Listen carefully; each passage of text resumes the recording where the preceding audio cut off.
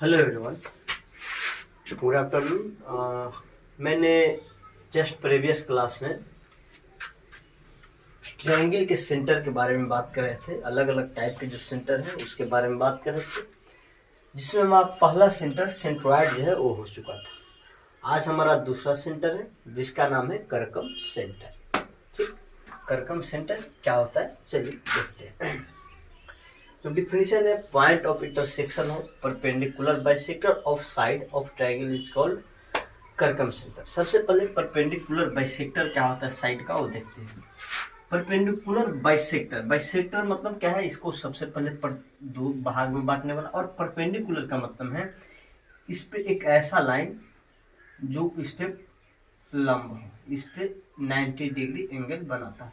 ठीक, कोई भी ऐसा लाइन जो कि इसको दो बराबर भाग में बांटेगा और इस साइड पे क्या होगा, लंब होगा, तीनों को तीनों पे लंब होगा, तो हम क्या उसको कहेंगे, परपेंडिकुलर बाइसेक्टर कहेंगे। जैसे हम यहाँ देखिए, विषु का दो बराबर भाग में लाइन बांट रहा है तो क्या परपेंडिकुलर। ऐसे ही तीनों को, तीनों साइड के करस्पॉन्डिंग तीन परपेंडिकुलर बाइसेक्टर एग्जिस्ट करेगा। तो ऐसे अगर हम इस पे आते हैं, सॉरी बीच से बीच लेना है, एक ये आ जाएगा और फिर इस पे आएंगे तो एक ये आ जाएगा। अब तीनों जहां पे मिलेगा ऐसे मिलाना है इसको, तीनों का है एक ही पॉइंट पे मिलता है। ठीक, जहां पे मिलेगा तीनों, इसको मान लेते इस पॉइंट को डी, इसको ई और इसको एफ। ठीक, और इसको ओ। ठीक, तो क्या ट्रायंगल में तीन साइड होता है, तीनों साइड के जो परपेंडिकुलर बाइसेक्टर है जिस पॉइंट पे इंटरसेक्ट करेगा वही पॉइंट क्या होगा, कर्कम सेंटर बोला जाता है। ठीक, तो यहाँ ट्रायंगल एबीसी में ओडी, ओई और ओएफ, ये तीनों परपेंडिकुलर बाइसेक्टर ओ पे क्या इंटरसेक्ट किया है, तो ये क्या होगा, वो इसका कर्कम सेंटर हो जाएगा। ठीक, अब यहाँ देखना ये है कि ये जो ओ कर्कम सेंटर है, ये जो होता है तीनों वर्टेक्स से क्या होता है, इक्वल डिस्टेंस पे होता है। सबसे पहले हमको ये समझना है कि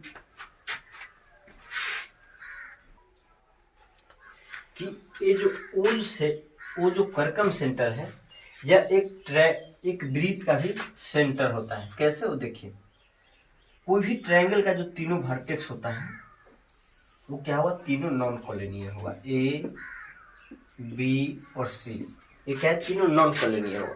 और कोई भी तीन नॉन कोलिनियर पॉइंट से एक सर्कल पास किया जा सकता है। इस तीनों पॉइंट से पासिंग एक सर्कल पास होगा। तीन नॉन कोलिनियर पॉइंट है तो अवश्य यह है कि एक न एक सर्कल से जरूर पास होगा। ओके, अब जो सेंटर इस सर्कल का होगा वही इसका क्या होता है, कर्कम सेंटर होता है। वो कैसे होता है वो भी देखते हैं। सबसे पहले यहाँ देखिए, यह एक सर्कल है। ठीक, अगर हम ओ को मान लेते हैं कि क्या है, एबीसी का परपेंडिकुलर बाइसेक्टर है। ओके, परपेंडिकुलर बाइसेक्टर है, पहले से दिया गया है। ठीक, तो ये जो होगा इस सर्कल का भी सेंटर कैसे होगा वो देखते हैं। देखिए, किसी भी सर्कल के अंदर अगर कोई भी पॉइंट है, इससे कोई भी दो पॉइंट सर्कल पर लेंगे, अगर दोनों इक्वल डिस्टेंस है तो इसको हम क्या बोल सकते हैं, सेंटर बोल सकते हैं। दो पॉइंट या दो से अधिक पॉइंट, 3, 4, 5, अगर कोई भी दो या दो से अधिक पॉइंट किसी भी एक पॉइंट से इक्वल डिस्टेंस पे है तो क्या होगा, सेंटर होगा। ठीक, तो यहाँ वही हम देखते हैं। यहाँ देखिए, ये क्या है, डी है, ई है और एफ है। ठीक, चलिए ए से ओ को मिलाइए और ओ से बी को मिलाइए। ठीक, सॉरी,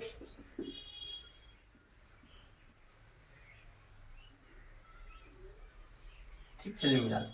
अब इस ट्रायंगल और इस ट्रायंगल में देखिए, सबसे पहले ओ एफ क्या परपेंडिकुलर बाइसेक्टर है ए, तो ये बराबर होगा। ठीक, और फिर यहाँ देखिए ओ एफ जो है कॉमन है, इसमें भी है इसमें भी है, और एक एंगल है जो कि इसमें कॉमन है। तो या तो हम yes A yes, yes yes, yes yes या आर एच एस, दोनों में से कोई भी एक जो कॉन्ग्रुएंस का रूल होता है वो लगा के, कॉन्ग्रुएंसी का रूल से कह सकते हैं कि ट्रायंगल बी ओ एफ क्या होगा, यू एफ के ए ओ एफ के ट्रायंगल ए ओ एफ क्या होगा, कॉन्ग्रुएंस होगा। ओके, जब कॉन्ग्रुएंस होगा तो इसका मतलब क्या होगा, ए और ओ बी, ए और ओ बी भी क्या होगा, इक्वल आ जाएगा। अब जब ए दोनों इक्वल आ गया, सेम ऐसे ही इससे भी मिला दीजिए, क्या हुआ, इसमें और इसमें लगाएंगे तो फिर ए और ए साइड इक्वल आ जाएगा। जब ए ओ यहाँ भी है, ओ भी, और ए ओ से ओ सी बराबर, तीनों क्या हुआ, इक्वल हो जाएगा। मतलब एक ऐसा पॉइंट है जिससे सर्कल पर 3 पॉइंट है, इक्वल डिस्टेंस पे है, तो इसको हम क्या बोल सकते हैं, इस सर्कल का सेंटर बोल सकते हैं। तो हमने तो अभी ये प्रूफ किया है कि जो इस ट्रायंगल का कर्कम सेंटर होगा वही इस सर्कल का क्या होगा, सेंटर होगा। ठीक, दूसरा ये भी बोल सकते हैं कि जो इस सर्कल का सेंटर होगा वही इस ट्रायंगल का कर्कम सेंटर होगा। कैसे हो देख सकते हैं, अगर हम मान लीजिए ट्रायंगल है, ठीक, इस तीनों से एक सर्कल पास है, ठीक, अगर ये क्या है, सेंटर है, इस सर्कल का सेंटर है, तो सर्कल का सेंटर है तो तीनों से क्या कीजिए, परपेंडिकुलर डालिए, इस पे तीनों से डालते हैं तो हम जानते हैं कि कोई भी जो सर्कल में सेंटर से किसी भी कॉर्ड पे जब लंब डाला जाता है तो उसको 2 बराबर भाग में क्या करता है, बांटता है। ये क्या होगा, 2 बराबर भाग में बांटेगा। तो क्या तीनों क्या हो गया, परपेंडिकुलर बाइसेक्टर, और तीनों का क्या हुआ, इंटरसेक्शन इसी पे हुआ, इस सर्कल के सेंटर पे भी। तो फिर हम ये कह सकते हैं कि जो इसका सेंटर है वही क्या हुआ, इसका कर्कम सेंटर जो।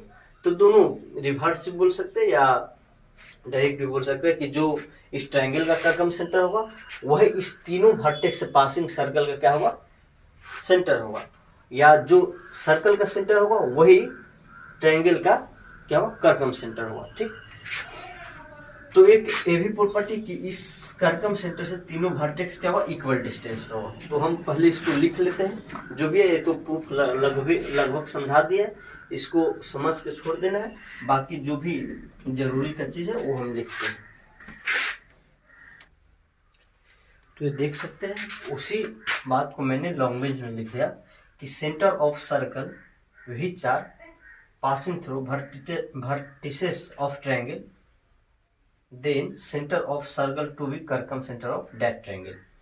जो सर्कल का सेंटर होगा जो कि क्या होगा, ट्रायंगल के वर्टिसेस से पासिंग हुआ, उसका क्या होगा, इस ट्रायंगल का कर्कम सेंटर होगा। ठीक, अब ये जो कर्कम सेंटर होता है तीनों वर्टेक्स से इक्वल डिस्टेंस होता है, वो बता चुके हैं, उसी को मैंने लिख दिया। ठीक, एक और बात ध्यान में रखने वाला है कि अगर इसी ट्रायंगल के अंदर अगर कोई अलग 3 वर्टेक्स वाले ट्रायंगल लिए, मान लीजिए अलग 3 पॉइंट लिए, और इस जो ट्रायंगल बनेगा अगर उसका कर्कम सेंटर का बात किया जाएगा तो भी क्या होगा, वही होगा, यही होगा।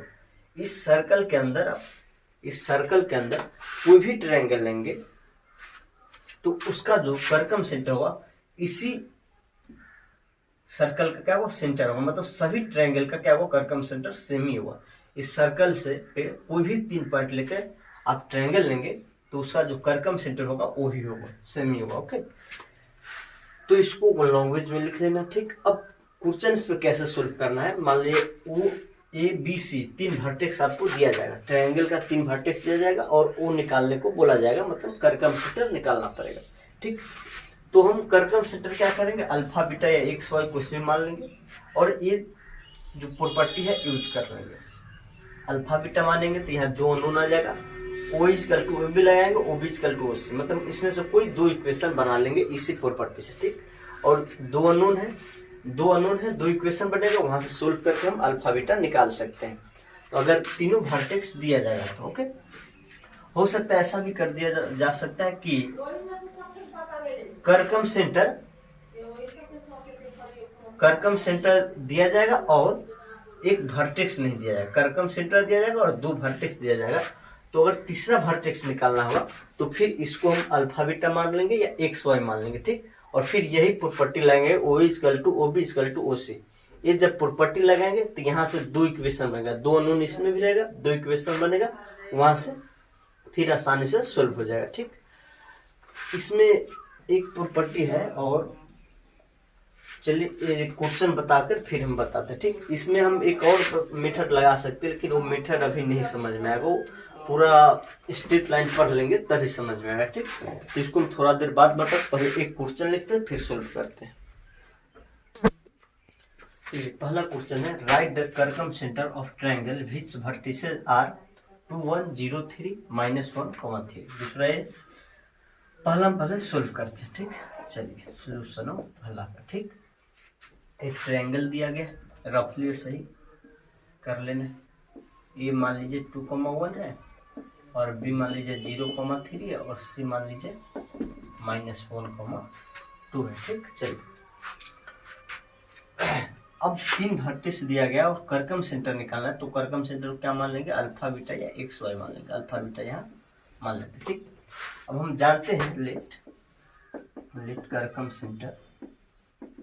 कर्कम सेंटर क्या है, वो जो है, जो क्या है, अल्फा बीटा है, ठीक। अब इफ यहाँ जो होगा ए इक्वल टू, जब ओ कर्कम सेंटर होगा तो क्या होगा, O equal to O B equal to O C होगा, ठीक। तो O equal to O B पहले लगा लेते हैं, फिर हम ये दोनों लगा लेंगे, या ए इक्वल टू ओ सी भी लगा सकते हैं, कोई भी दो लगा इक्वेशन बनाना, ठीक। तो अल्फा माइनस बीटा का स्क्वायर, बीटा -1 का स्क्वायर, ठीक, इक्वल टू ओ बी अगर हम निकालते हैं तो अल्फा -0 का स्क्वायर प्लस बीटा -3 का स्क्वायर होगा, ठीक, और रूट अंडर हो जाएगा, ठीक। एक तो ये हो गया।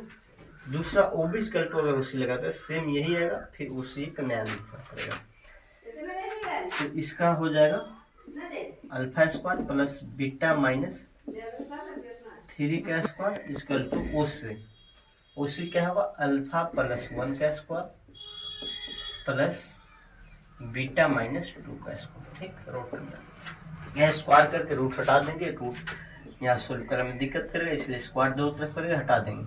इसको ओपन करते हैं, चलिए alpha square -4 alpha +4 plus beta square -2 beta +1, okay. इधर से मिलेगा alpha square beta square -3 6 beta +9, alpha square beta square, alpha square beta square दोनों तरफ से कट जाएगा, ठीक।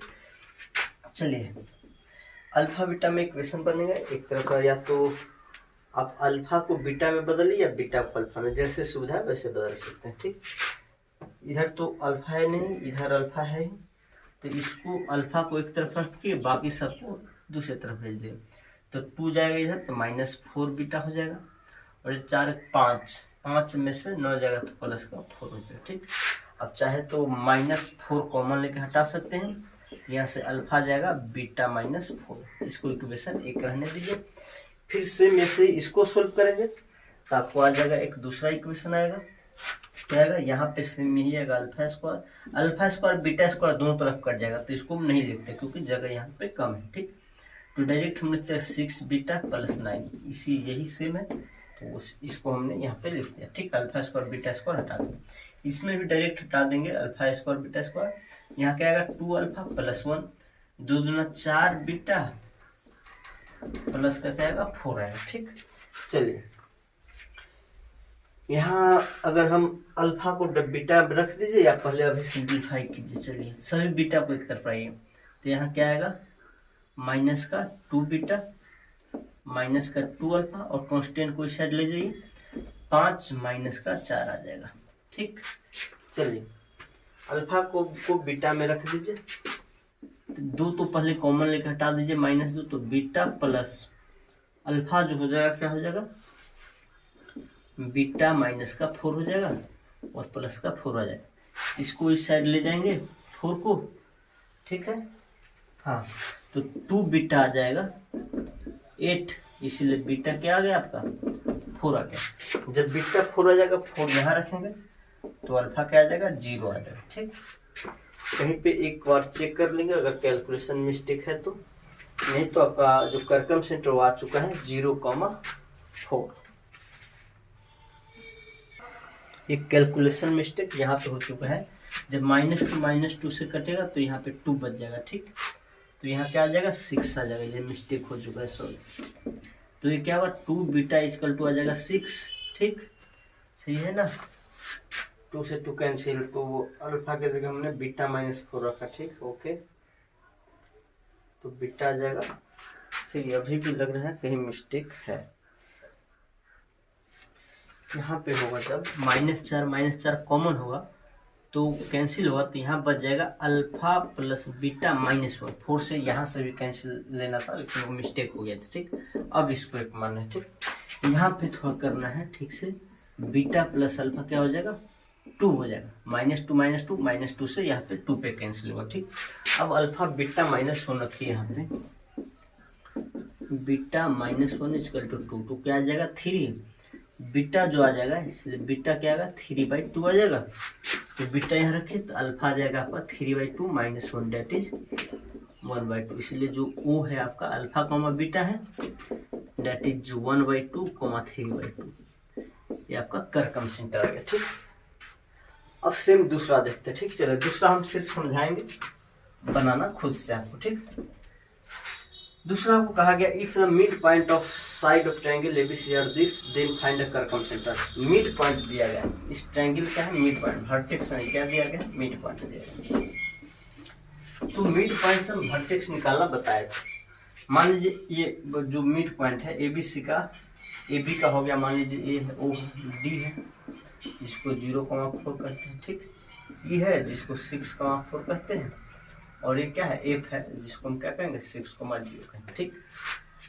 तो ये निकालने का फार्मूला हम बताए थे, जब किसी भी ट्रायंगल का साइड का मिड पॉइंट दिया जाएगा तो ये निकालना है। सबसे पहले देखिए एब्सिसा निकालना होगा, इसका सम इसका डिफरेंस लेंगे, तो 0,6 क्या होगा 6, और 6 में से 6 जाएगा क्या होगा 0, ठीक। अब यहाँ देखिए ऑर्डिनेट निकालना था 4,0 4, और 4 में से 4 जाएगा तो 0 आ जाएगा, ठीक।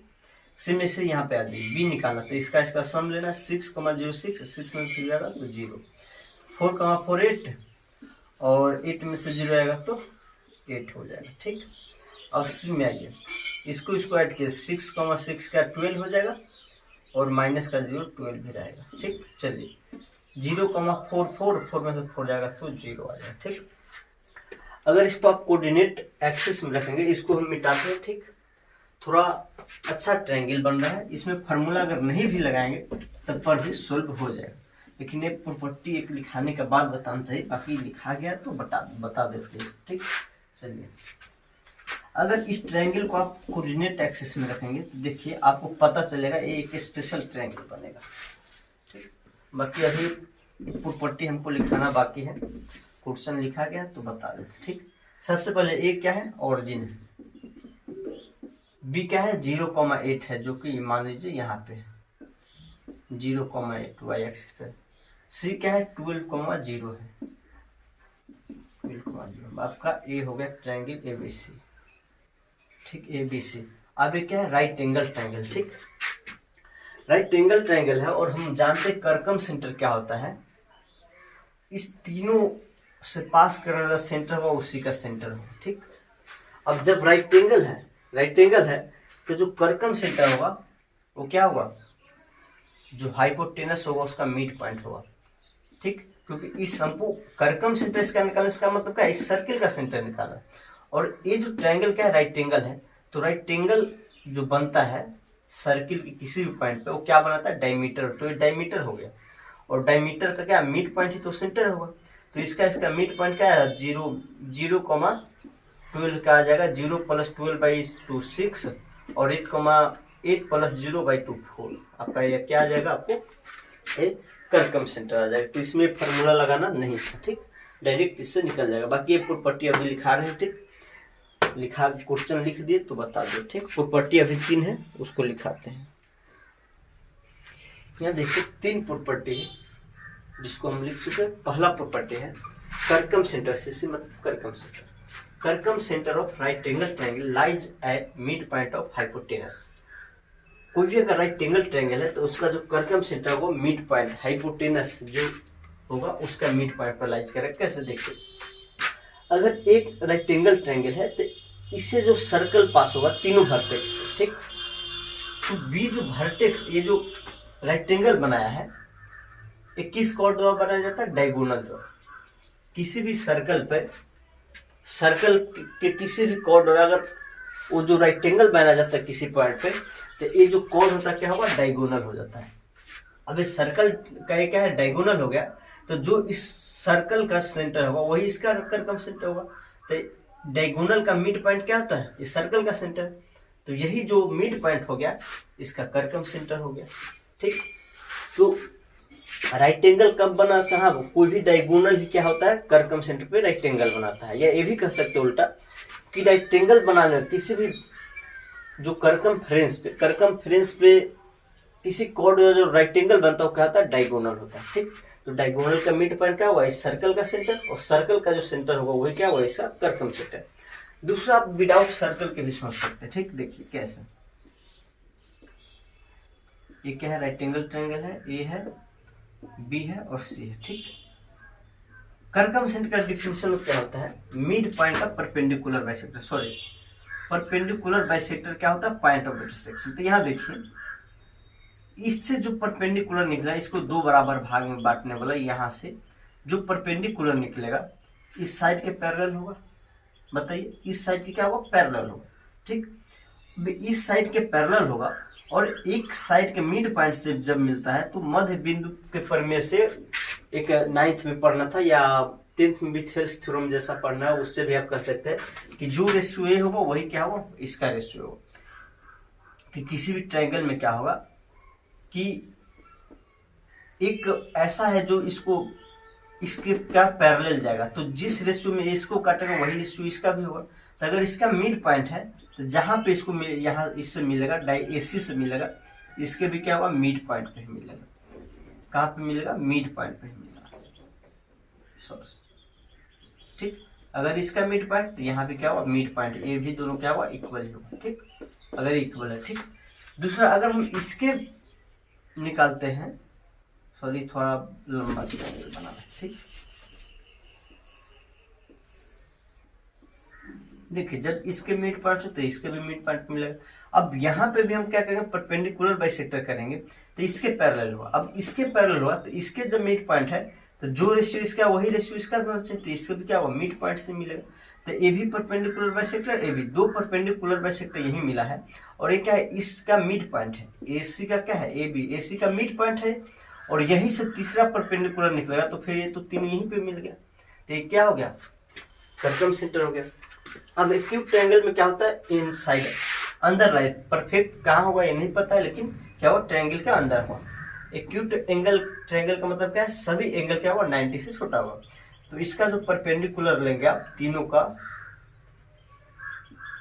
परपेंडिकुलर बाइसेक्टर, तो क्या होगा? कहीं ना कहीं अंदर ही मैच कर देता है। ठीक, तीनों बराबर होते हैं। ठीक, एक्यूट एंगल ऐसा। अब ऑब्ट्यूस एंगल का मतलब हुआ एक एंगल क्या रखना है? 90 से ज्यादा रखना है। ठीक, अब ये हो गया। ठीक, चलिए ये आपका ऑब्ट्यूस हो गया, ABC। ठीक, सबसे पहले देखिए यहाँ पे तीनों का मिड पॉइंट आप डिनोट कर दीजिए। ठीक, अब चलिए मिलाइए परपेंडिकुलर बाइसेक्टर को, ये कैसे आ जाएगा? ठीक, इस पे परपेंडिकुलर हुआ तो, और एक क्या होगा? ऐसे जाएगा, और एक ऐसे जाएगा। तो लगभग अगर आप देखेंगे तो क्या होगा? बाहर ही यही कहीं इधर मिलता है, तो मतलब जो ऑब्ट्यूस एंगल होगा उसी के सामने मिलेगा यहाँ पे। ठीक, तो यहाँ पे वो आ गया, वो आ गया, तो क्या है? बाहर ही। Circum centre of obtuse angle triangle lies outside of triangle. ये तीनों परपेंडिकुलर बाइसेक्टर हुआ, ये क्या है? बराबर है, ये बराबर है, ये दोनों बराबर है। ये तीनों जो परपेंडिकुलर बाइसेक्टर है इस ट्रायंगल के अंदर नहीं मिल सकता, क्या मिलेगा? बाहर मिलेगा। ठीक, अब इसमें क्या होगा? इस दोनों का भी कहीं कहीं यूज होता है, लेकिन इसका ज्यादा यूज होगा। आपको क्या किया जाएगा? ट्रायंगल का 3 वर्टेक्स ऐसा दिया जाएगा कि अगर आप उस तीनों वर्टेक्स को या तो कोऑर्डिनेट XY प्लेन में रखिए तो वहां से पता चल जाएगा क्या है? राइट एंगल ट्रायंगल है। तो हम डायरेक्ट बता सकते हैं इसका मिड पॉइंट ले लेंगे इसी का। वो जो AO=OB=OC जो इक्वेशन बनाते थे वो बनाने का जरूरत नहीं पड़ेगा। जब पता चल जाएगा कि कोई ट्रायंगल का राइट एंगल है तो जो दो वर्टेक्स दिया गया हाइपोटेनस का जो दो वर्टेक्स होगा उसी का मिड पॉइंट ले लेंगे डायरेक्ट। तो सिंपल से निकल जाएगा। अगर आप ये नहीं पकड़ पाएगा तो फिर वही O equal to B equal to उसी लगेगा और लगेगा, थोड़ा टाइम लगेगा। इसमें क्या है एकदम जल्दी से क्लिक हो जाएगा कि बस यहाँ किसी भी ट्रायंगल का 3 वर्टेक्स दिया तो आपको सबसे पहले जांचना होता है कि वो ट्रायंगल की क्या तीनों वर्टेक्स जो है राइट एंगल ट्रायंगल तो नहीं बनाता है। अगर राइट एंगल बनाता है तो डायरेक्ट हम कहते हैं क्या है, जो हाइपोटेनस का मिड पॉइंट होगा वही क्या होगा, इसका कर्कम सेंटर होगा। और वो कैसे जांचा जाए, अगर जब राइट एंगल होता है तो स्लोप चेक करने का तरीका है कि 2 vertex slope of O A B का स्लोप और ओसी का slope, slope of A B और स्लोप ऑफ बीसी जो होगा क्या होगा -1 होगा। ये स्ट्रेट लाइन में पढ़ना है, लाइन का स्लोप क्या होगा वो बता देते, बाकी आप आगे समझ लेना। ठीक, राइट एंगल है या नहीं ये चेक करने का एक तरीका है कि मान लीजिए अगर इस पॉइंट पे राइट एंगल हो तो क्या होगा, इस पॉइंट से जो 2 साइड पास हुआ इसका स्लोप लीजिए, बीसी का स्लोप ए बी का स्लोप। और ये स्लोप कैसे निकलता है, दोनों वर्टेक्स के कोऑर्डिनेट से निकलता है।